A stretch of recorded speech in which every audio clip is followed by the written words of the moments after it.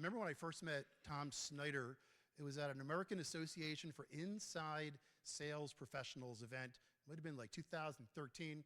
Guy hit the stage and I was like, wow, this guy really knows his stuff. Turns out he's led some of the largest sales training organizations in the world.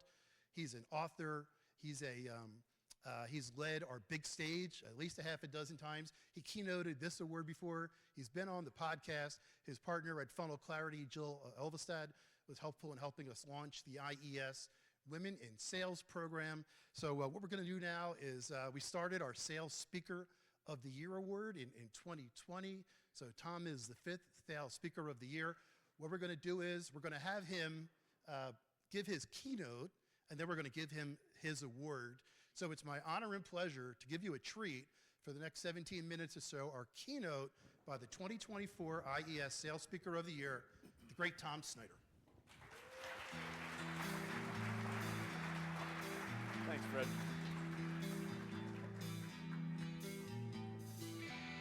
Metallica, yeah, that's it. Metallica, Sandman.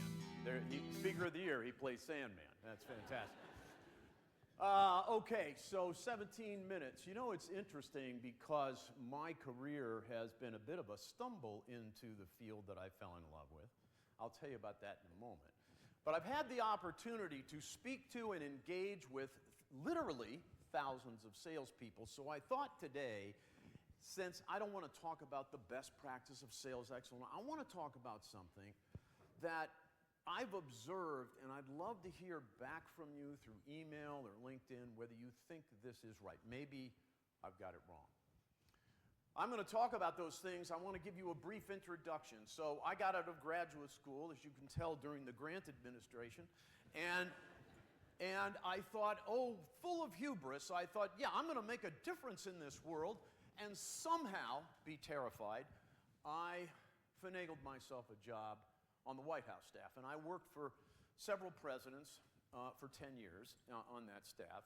My standard line is my first day on the job was horrible, and every day got worse.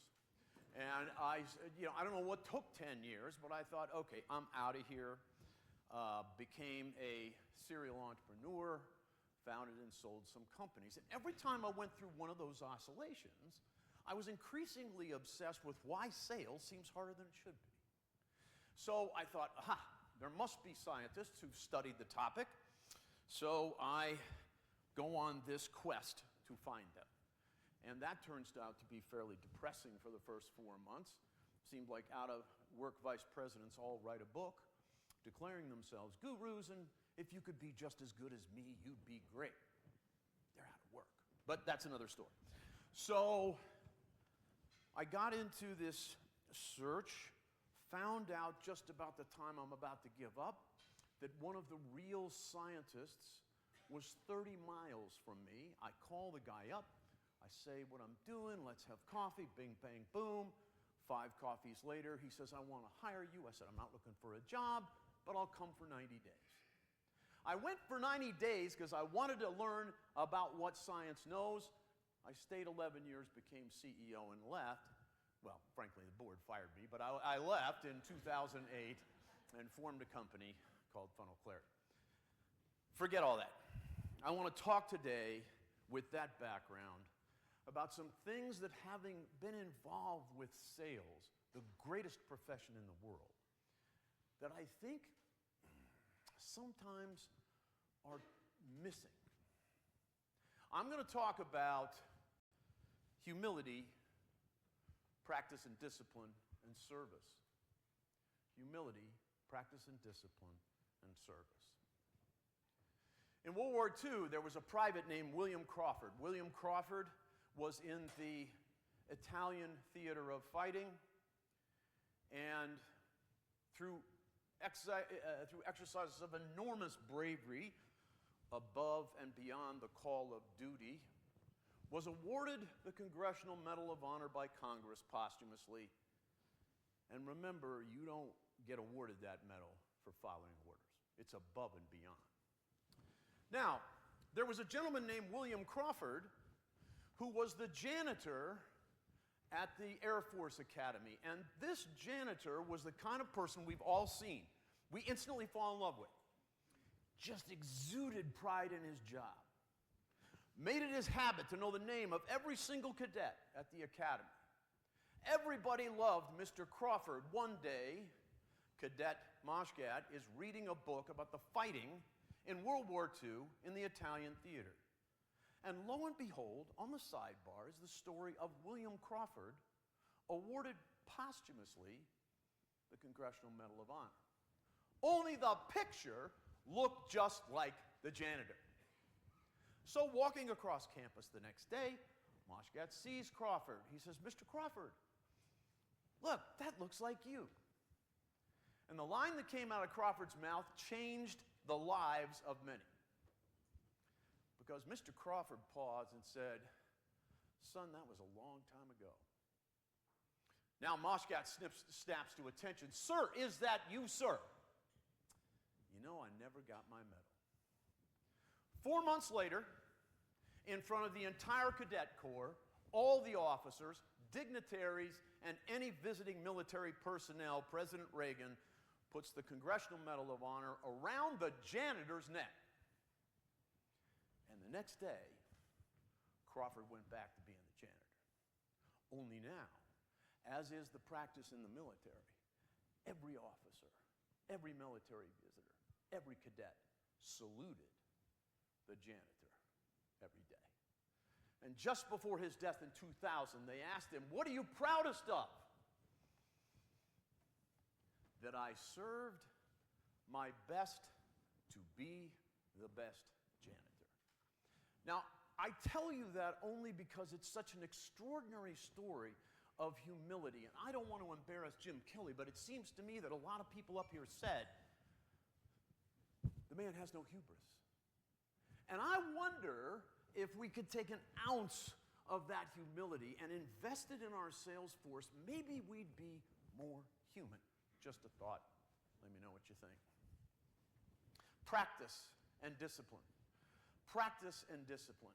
People practice law, they practice medicine, they practice accounting, and we sell.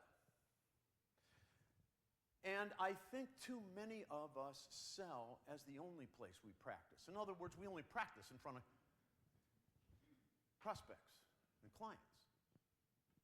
The power of practice has been shown 1,000,000 times to trump motivation every time. Matt Stutzman. So when I was a kid, the Olympics were a big deal. The Cold War was raging, and we'd all crowd in front of the TV to hope we won more medals than the Soviet Union. But as time went on, NBC started broadcasting more about the human interest and less about the sports, and I lost interest. Along comes ESPN. ESPN makes a deal. We'll broadcast the non-glamorous sports. So I thought, all right, I'll give it a shot to that. Looked in alphabetical order. Archery was first. Beijing Olympics. Don't know a thing about archery. So what shocked me was that the captain of our archery team had a serious birth defect. Matt Stutzman was born with no arms. Let that thing sink in for a minute. He fired the bow with his feet so well that he was an Olympic athlete. Imagine the amount of practice that took. You ever try to hit anything with a bow and arrow? Try it someday. It's not so easy. I would suggest you not try it with your feet. Think if we could get an ounce of that dedication to practice and discipline. Wouldn't we just be that much better? Service. We used to work with a colleague named Ed. Unfortunately, I don't have his permission to give the last name. But Ed and his wife, early in their marriage, wanted to have children, found out they couldn't decide to adopt a baby. Ed being the man he is, his wife being the woman she is, they decided to adopt a challenged child, and they were told that this baby, boy, would never mature mentally beyond the age of 10. But Jake grew to be a great young man. Jake had two loves in his life: the Cincinnati Reds, lived in Cincinnati, and the police. And you dare not get in a trivia battle with our young Jake about the Cincinnati Reds. You will lose, I promise. But one of the things that he loved, he worked at McDonald's. He was not allowed to do cash register or fryer, but he could clean the place. And year after year, that McDonald's won cleanest in the whole system.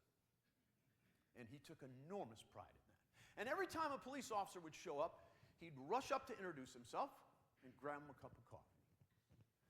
Well, he was still living with Ed and his wife as an adult, and they had to move from Cincinnati to Columbus, Ohio. The first thing that happened was McDonald's headquarters called Ed and said, "We don't care where you're moving, Jake has a job." Number two, the day he left, the day Jake walked out of that McDonald's, 60 police officers lined the sidewalk and saluted him. Why? Why? I think it was this thing of service. This idea that he not only took joy in his job, but he was serving someone, and they gave him the respect back because of it. I don't think anybody in this room would be sitting here if they weren't already good at sales, if you weren't very proud of your job. And I'm not saying any of us are arrogant. I'm saying that if we could consciously think about this idea of humility, take an ounce from William Crawford, service, take an ounce from Jake, the idea of practice and discipline, take an ounce from Matt Stutzman, wouldn't we be just that much better? You know, I have an opportunity to speak to a number of groups, and when we used to all carry business cards, I would ask people, how many people have the title salesperson on their card? And it was always depressing. So few hands went up. So few hands. No, man, I'm a product specialist. I'm a customer success counselor. We have all these euphemisms. Why do we do that? Why do we do that? Because I think we need to have more pride in our profession. I challenge people all the time. You run into me in an airport, you come up and say, "I'm a salesperson," and I'll say the same thing to you. So I leave you with the thought that I know we're all great. I know we love our jobs, we love our profession. But I think that if we could find a bit more humility, we need an ego, a bit more humility, a bit more focus on service. And if we just practice a little more, imagine how much further we could take the people that work for us. It's fun to do a presentation without slides. Oh my God, I gotta tell you. Jeez Louise. Anyway, thanks for listening.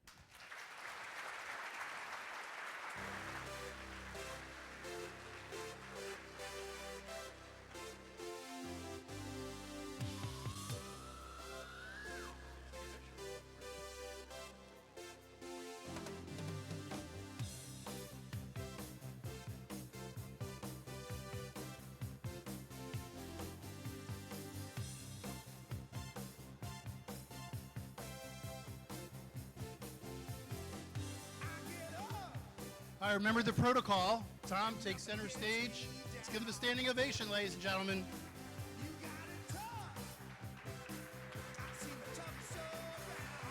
Yeah, he deserves it, man. He's one of the best. There you go. Hold it up, baby. Woohoo! Yes. All right.